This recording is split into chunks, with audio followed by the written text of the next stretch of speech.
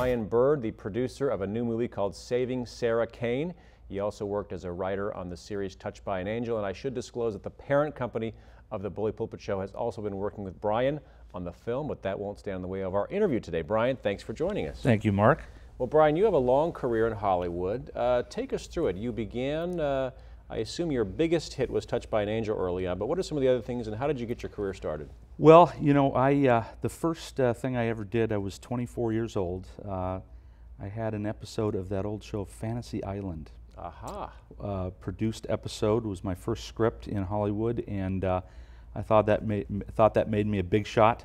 And then the show got canceled, and my sort of opportunities dried up there. But I just kept sort of plugging away at it, and finally wrote a screenplay that got some attention, got me some more jobs. Ended up working for about 10 seasons on various television shows as a writer and a producer. Some shows that you might know, Step by Step, worked for a number of seasons on, a half-hour comedy. Evening Shade I worked on. Touched by an Angel, of course, did that for the last 5 seasons as a writer and producer.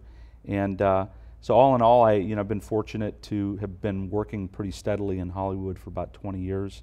Have written and or produced about 200 episodes of network television, and had about a dozen films that I've written, made into film, and a dozen screenplays, I should say, made into films.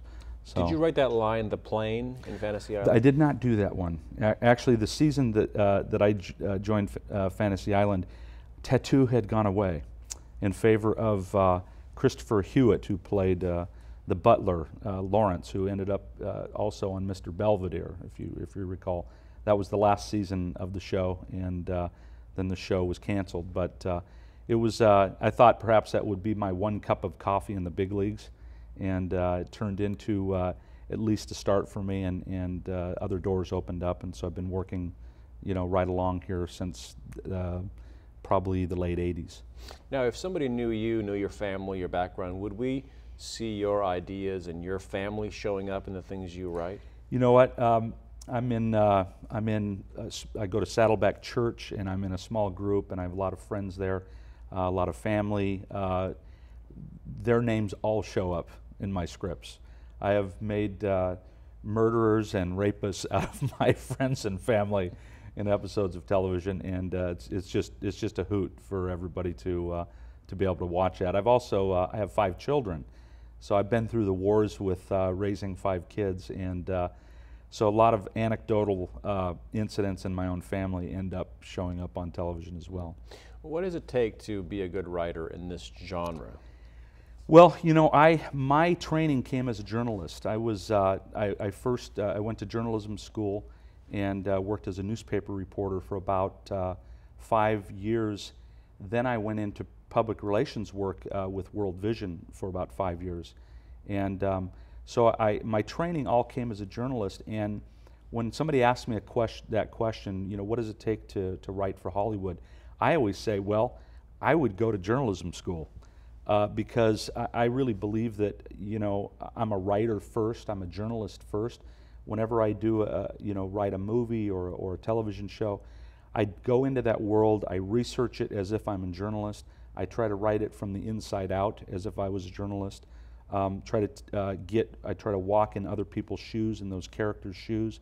And even though film and television is primarily fiction, or it's sort of loosely based on faction, we might call it, in the case of true stories turned into films. I really do think that writers need to be journalists first, and approach it that way. Take it seriously. Go and do the research that's necessary to understand those worlds that you're writing about. So you would advise, rather than going into screenwriting necessarily or taking those courses, first start with a broader experience, a broader background. That's been my experience. I can't say that would be the only way to do it. But when you're writing for a newspaper, as you know, as a working writer, you're forced to be clear. You're forced to make yourself clear. You have a certain amount of space in a newspaper or a magazine, or now online media, to make yourself clear. And if you can't communicate the story in that amount of space, then you haven't done your job. And so, you know, I've talked to young people who or aspiring, you know, writers and want to get into Hollywood, and they say, well, I'm an English major, or I'm a lit major, or I'm actually in film school. I think those are all very valid, but what I encourage young people to do is deepen the well as much as you can. Become as deep a person, become as well-read a person as you can, because all the great television shows and films that are made are full of profound references from classic literature, and you know, full of profound, interesting anecdotes from, you know, real life that you could only pick up if you're a researcher, you know, if you're a journalist. So I think from my own experience, I can't tell folks who go to film school that that's not a great way to go, because you certainly learn the craft of filmmaking at a much earlier age than maybe I did. But because of my background, I think it brings a whole new dimension. I wasn't just a film school geek who tried to break into Hollywood. I was actually somebody who was already writing. I was about something before I even got into the business. What did you want to do when you were younger? Was this your plan? Well, you know, I began writing in high school, and had always had sort of a facility for it, even though I didn't really recognize it as a young person until my sophomore year in high school. My English teacher, we had turned in an essay, and my English teacher asked me to stay after class, and I thought, I am busted. I'm messed up. And she said to me, she looked me right in the eye, and she said, you could do this for a living if you want to. And for me, as just this sort of geeky high school kid, you know, that was a big win. And a lot of kids don't get a lot of big wins in high school. And so she said, I would like to enter this essay in a contest. And so she did, and I got a 3rd place in Southern California, which, you know, for me, that was like huge. And she encouraged me to get on the newspaper staff at the high school, and then I did that, and by the time I had graduated, I was the managing editor of my high school newspaper. And that advisor, that teacher said, you need to go to journalism school. And so I said, okay. I sort of said okay to the adults in my life who were speaking into my life. My folks encouraged me, loved me. They weren't necessarily the ones who spotted this in me. It was outside sort of influence. And then as I was heading from high school into college, into journalism school, my uncle, Dan Bird, who is a fabulous musician, classically trained worship leader, has been a worship leader at some of the biggest churches in America, he took me aside, and he said something to me that I will always, you know, hold on to. He said, this writing skill that you have is a gift from God. It's an instrument. And he said, don't just get good enough to be in a garage band. Get good enough to be in the symphony. And that dangling that carrot out in front of me, that creative, you know, aspirational carrot, was huge. And I'm still trying to get to the symphony. You know, people would say, hey, you're there. You've worked on big shows on the networks, and you're making movies and all of that. But in my own mind, I'm still trying to get to the symphony. And it's a wonderful thing to try to get to that peak, and I'll probably never make it, you know, in my own mind. But it gives me the drive to continue, you know, trying to achieve. Okay. We'll be back in just a moment with our guest, Brian Bird, here on the Bully Pulpit Show.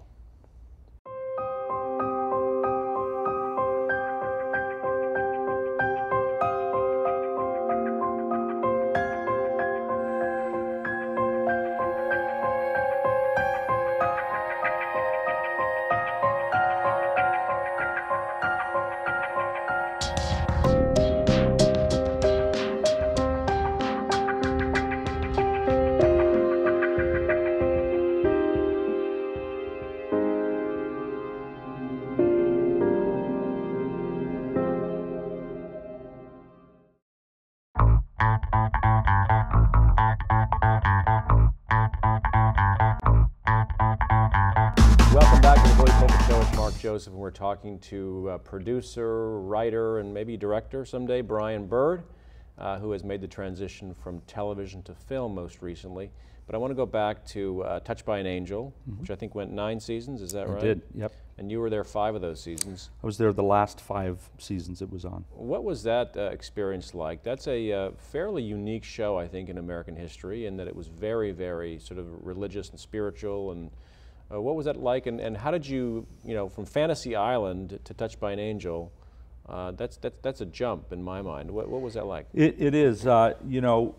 People who might look at my credits on IMDb or something would say, man, this guy's pretty schizophrenic, He's written comedy, he's written, half-hour comedy, he's written stupid half-hour comedy, he's written heavy political dramas, feature films, and it goes back to what I was saying in the earlier segment, is that I'm a journalist first, and I truly believe that a good writer should be able to write anything.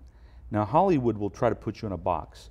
They'll try to say, you wrote half-hour comedy, you wrote, family, domestic comedy like Step by Step, so that's what you're good at, that's all you can do. Or you wrote Touched by an Angel, that's all you can do. And my whole sort of goal in my business life and Hollywood career is to prove all those buyers wrong, that a good writer can write anything from a bubblegum comic to a presidential speech to a radio show to a television show to a long piece in Time magazine. Good writers should be able to do all of that, because it's all about the research, it's all about studying format, how to and essentially copying the masters in that craft, learning from the masters of that craft, and then embracing some of those techniques.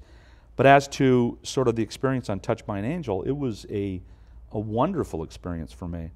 Those 5 seasons, I produced at least half those episodes and wrote, I think, in the neighborhood of 15 of those episodes while I was there. And it was a tremendous experience. It was a powerful experience that I had never had on any of the other network shows that I worked on, because it was a show that actually, I think, impacted culture in a culture-changing way. We, for example, we received letters and phone calls on a weekly basis from people who said, I was ready to commit suicide, and I turned on Touched by an Angel last night, and I decided that life was still worth living.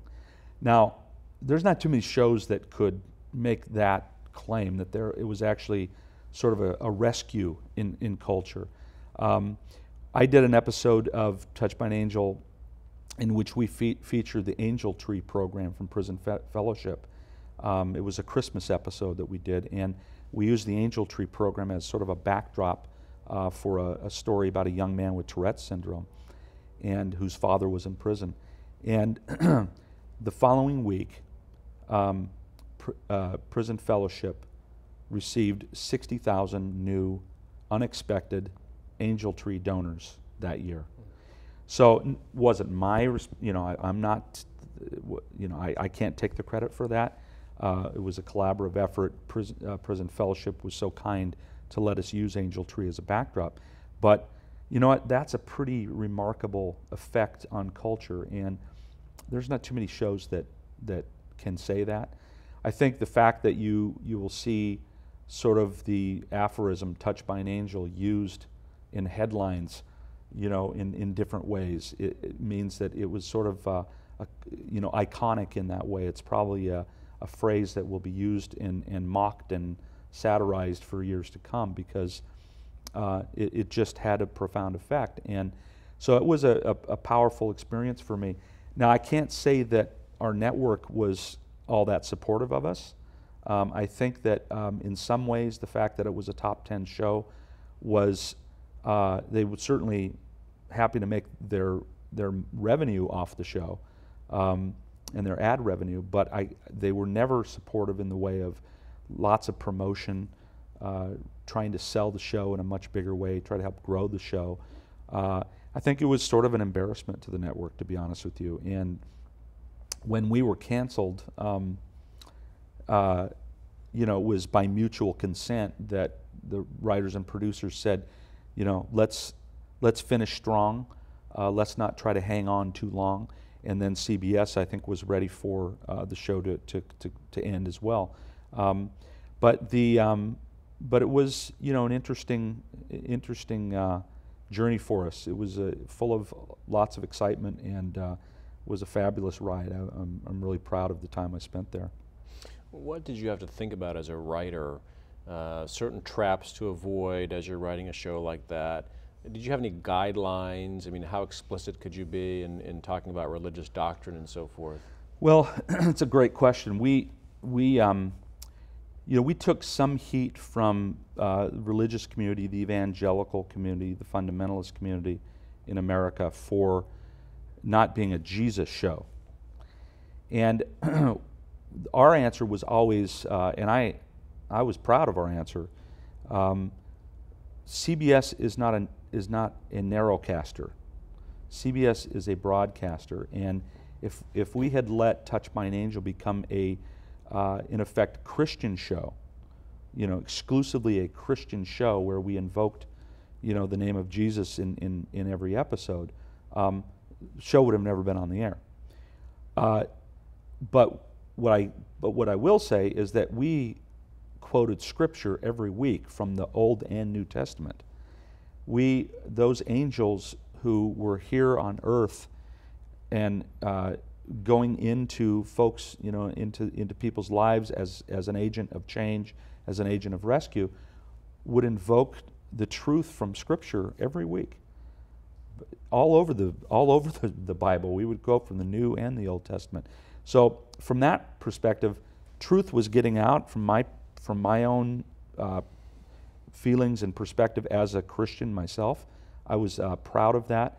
I also think that art doesn't always have to answer questions.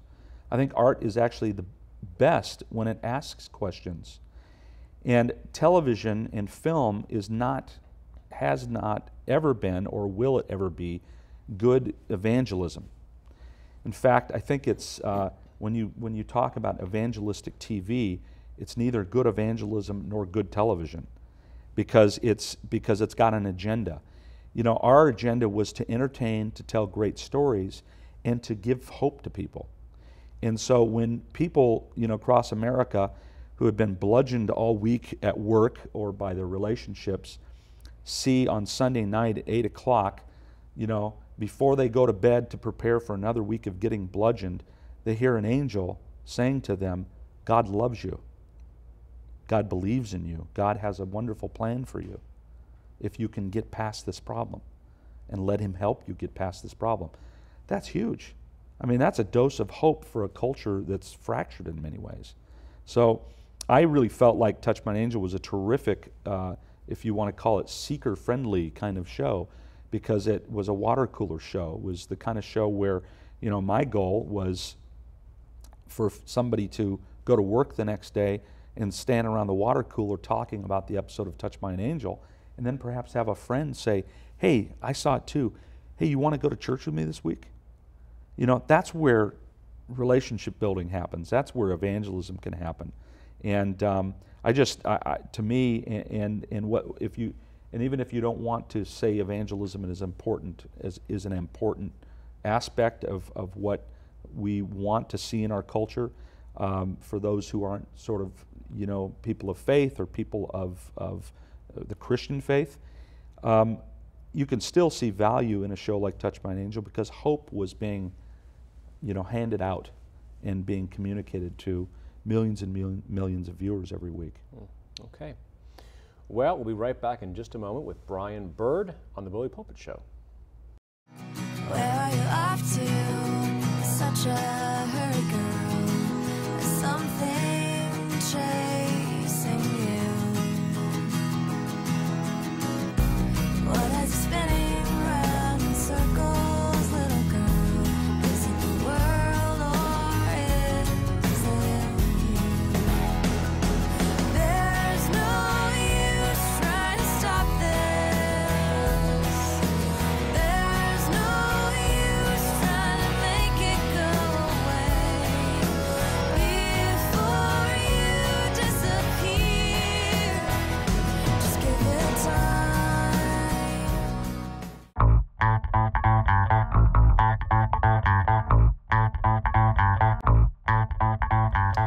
back on the Bully Pulpit Show with Mark Joseph, and my guest is Brian Bird, the director, producer, writer. Anything else I've missed? Father, Father, family man, husband. family man, all that stuff. Married to your first wife? I am. Okay, just Proud to checking. say it. Yes. Touched by an Angel, I still want a little bit more on that one. Did you have explicit direction from the network, like, don't use this word or don't proselytize, or did you have that kind of instruction, or was it just sort of understood? No, it was understood. I mean, there was never sort of the big memo that came down that said this must not be a Christian show. There was no conspiracy like that. I think we just all sort of realized in our understanding of the way networks work and the way broadcasting works is that if you're not somewhat inclusive of other faiths or of even people who don't have faith in your storytelling, that you're becoming sort of trivial in a way too. And frankly, I wasn't interested, nor were any of the other writers and producers, and especially Martha Williamson, the executive producer who created the show. We were not interested in preaching to the choir. It's nice to have a show where people recognize themselves on television. People of faith who might say, "Hey, they're talking about us. They're depicting us, on a network television show," rather than sort of pushing us off in the corner and not focusing on who we are. But I think our goal there was to make the show as seeker-friendly as possible, and we just knew that had we gotten too exclusive in how we told stories in the way of whatever faith we might be depicting, that would be trouble for us from the network. Now, I will say that in the final episode of Touched by an Angel, we did invoke the name of Jesus. We decided collectively that we were going to plant our flag there and let everybody know that was where we were coming from the entire time, which to me was a tremendous way to go out. And the network gave us thumbs up to do it. So, because they would read every script and give us notes in places where they thought, maybe the story could be tweaked here or there. But anyway, so that's how that worked. Why do you think it got canceled? Well, 9 seasons of shows, 213 episodes is what we did, is a long time to go anyway. We were pretty tired at that point after that 9th season. No matter what would happen in the future, we started to feel like perhaps we were sort of treading old ground on some of the episodes, because somebody once joked that there's only 37 actual possible plots that you can do in television, and so I think we were ready for it to end as well. The other thing is that when you hang on too long with a show and the ratings start to fall off, then you're sort of just grasping at straws, and then you've got to throw new characters in and try to, bring a baby in or add a puppy, try to get to keep it fresh. Or Van Halen's wife. Van Halen's wife, that's true. We did do that in our final season, with Gloria.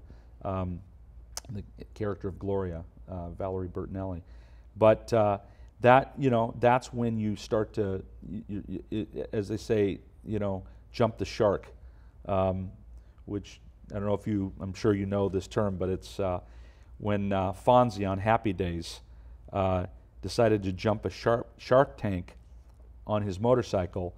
Everybody said that's when the show started to go downhill. So we didn't want to jump the shark on Touched by an Angel. Now, with a show like that, it must have been difficult after 5 seasons. You're sort of saying goodbye to family, no?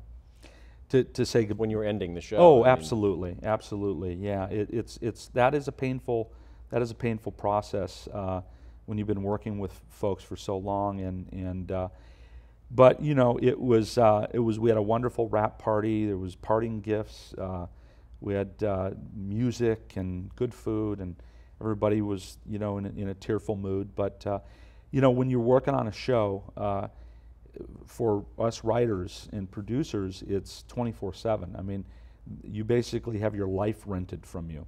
So as much as I will always miss that family, I was really ready to get back to my own family, because you tend to not be able to spend a lot of time with your own family when you're working on a show. You're feeding that beast every 8 days with a brand new script, and they have to be good.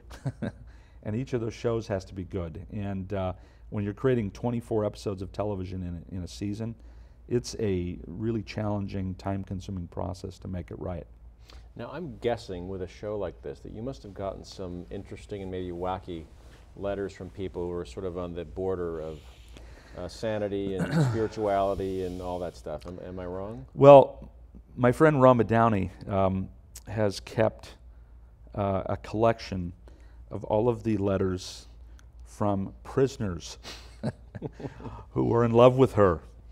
So she actually took that as a sign that she was doing something good, that somehow our show was getting into the water at the prisons around America. But you know, it's one step removed from sort of stalkers, but you know, guys who are locked up, you know, who were in love with, you know, Monica the angel. So I got a few interesting letters myself, people who had watched my shows, and some of them were very heartwarming. Got one letter from a family with a young man who had Tourette's syndrome, and after the show that I did, the Angel Tree show that I mentioned earlier, and they said, you did such a wonderful job depicting our life on that show and some of the challenges that we've gone through with our own son. So yeah, I mean, there were sort of the freaky letters we would get, but all shows get those, and then there were the heartwarming ones as well, very gratifying. Now, did you direct or produce any of those episodes? Yeah, I produced probably. Well, I was a co-executive producer on the show, so I was the on-set producer for probably a third of the episodes, and then I didn't direct any, but I was the on-set producer and for about a third of the episodes, and then wrote 15 or so. Now, most recently, you've been producing movies with Michael Landon Jr. Yes. Tell me how that came about and what you're doing. Well, it's pretty exciting. It's a pretty exciting time for Michael and I right now, and our new company, Believe Pictures. About 4 years ago, well, about 3 years ago now, Michael did a series of films for the Hallmark Channel based on the Jeanette Oak series, Love Comes Softly. And there's seven or eight books in the series, and he did 4 of those films for the Hallmark Channel. And seriously, he had been shopping, he had the rights to those books for years. He had been shopping those books around various networks and studios for a number of years, and he couldn't get arrested with them. And then when Mel Gibson began to make waves with The Passion of the Christ prior to the release of The Passion, but the news was starting to bubble up and some of the conspiracy and all of that. I don't know whether the two things are related or if it was just fortunate timing, but Hallmark finally said yes to that first movie, Love Comes Softly. It wasn't, they spent about, I want to say about $2 million on it. It wasn't a very, big budget film. But the movie did higher ratings than anything they had done on the channel by 40%. And they immediately spotted a franchise, and they ordered the next one. And so Michael, the next in the book series, and so Michael began working on that one. Then 20th Century Fox Home Entertainment saw sort of the success of the ratings on this film, and at the same time they were looking to get more into sort of the faith-based arena with their home videos, and these are faith-based books, and so they picked up the home video rights on Love Comes Softly, and it was off the charts. And so, and then they picked up, and then the next movie came on Hallmark, That did fantastic ratings. Fox picked up the DVD rights on that, and that also sold well. So they approached Michael and said, "Look, why are we picking up movies that have aired on television? Why don't we just make movies directly with you?" And Michael and I had been friends for a number of years. We had always threatened to try to work together. Michael's a director and producer, and he's written also. I'm more the writer-producer, and he said, "Look, I don't want to do this by myself. Why don't we work on this together?" And so I was thrilled to join the Believe Pictures team, and so we created this little shingle for Believe Pictures, and we optioned our first book, Francine Rivers' novel called The Last Sin Eater, and got that in front of the folks at Fox, and they loved the book, and so they said, "Let's go for it." They made a deal to make that film with us, and so we made that film in 2006, and that was released earlier in 2007 in February theatrically on about 400 screens, and then it's now on DVD. And they were so thrilled with what we had accomplished there that they said, "Look, we want to go right into business on another one."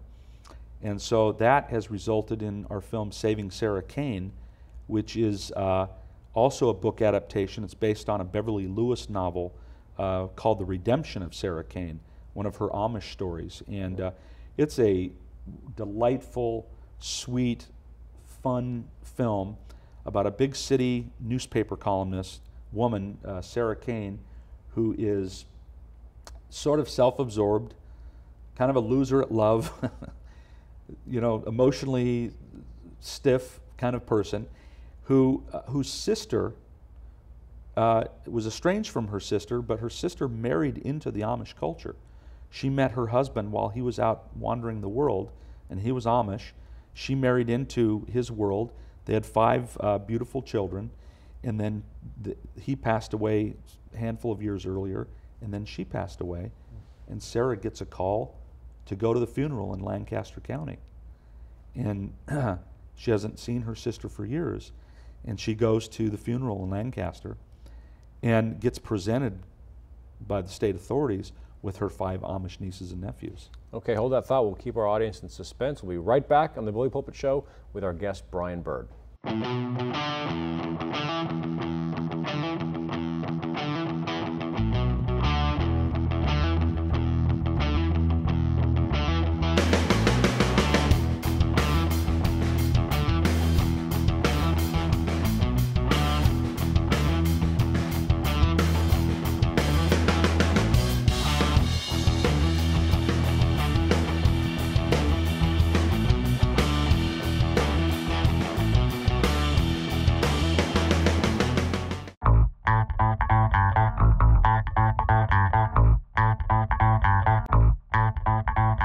Welcome back to the Bully Pulpit Show. We're talking to Brian Bird, writer, director, producer, who's talking about Saving Sarah Kane, his most recent film. And pick right up where you left off, Brian. Well, so we've got this set up with Sarah. She goes back to the Amish world, the Amish country in Pennsylvania, only to be essentially handed her 5 Amish nieces and nephews.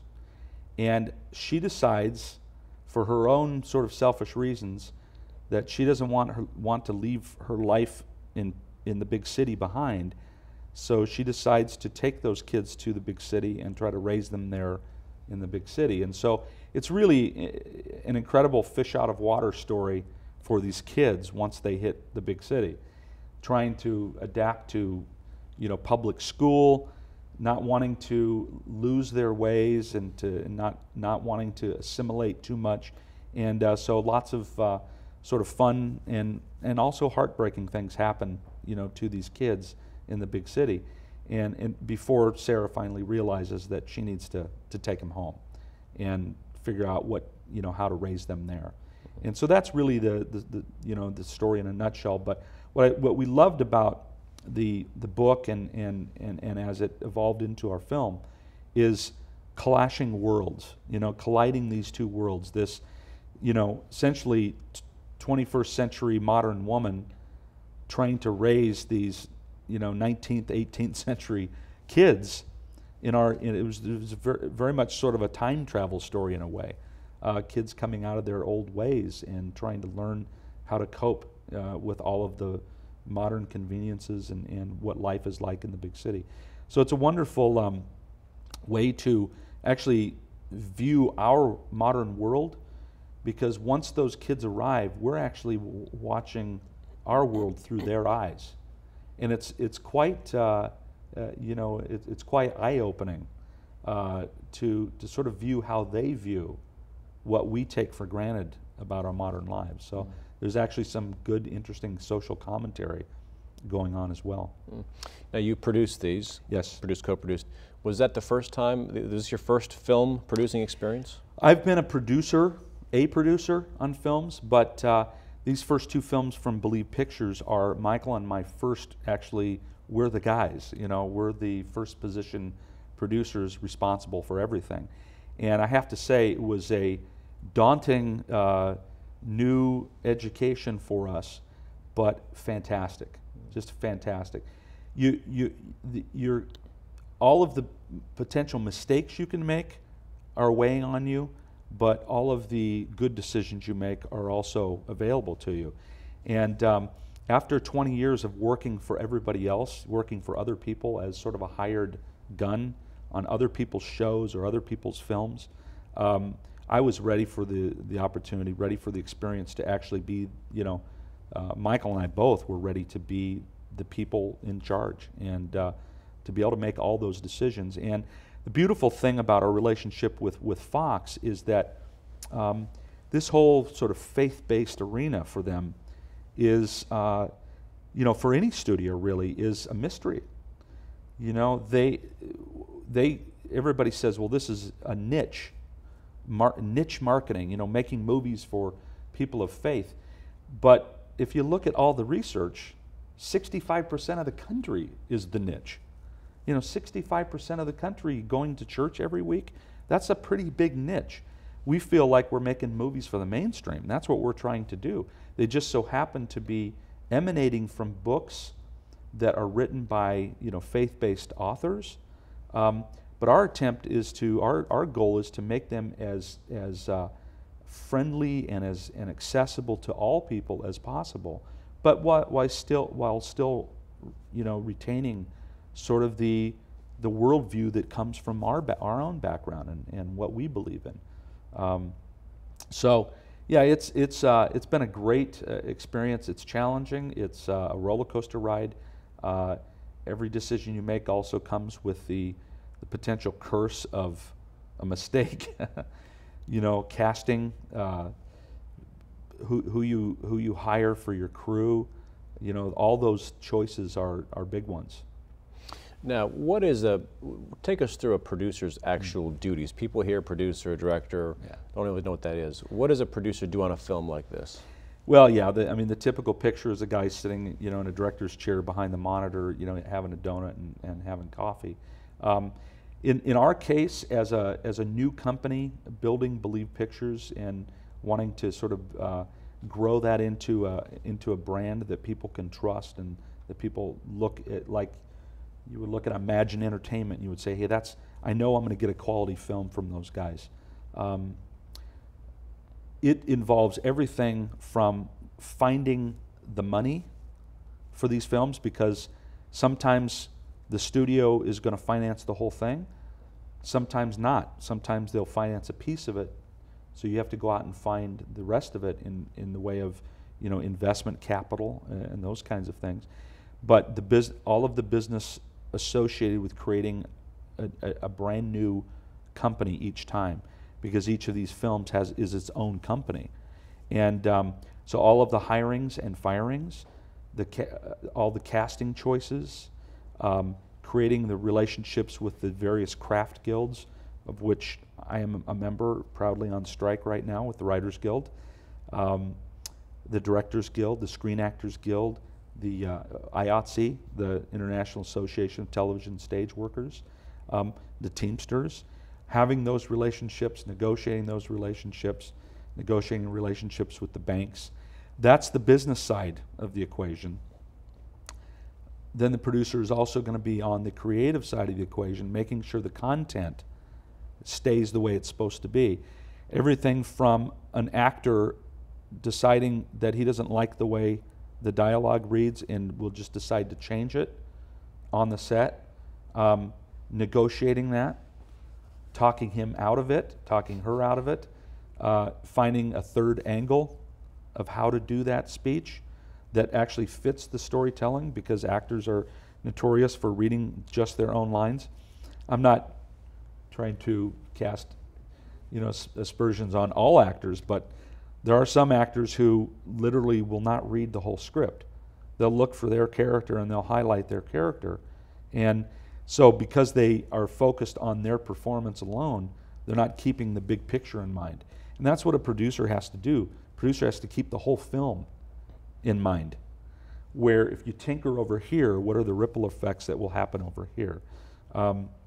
We've had situations where we had to diplomatically get rid of key personnel,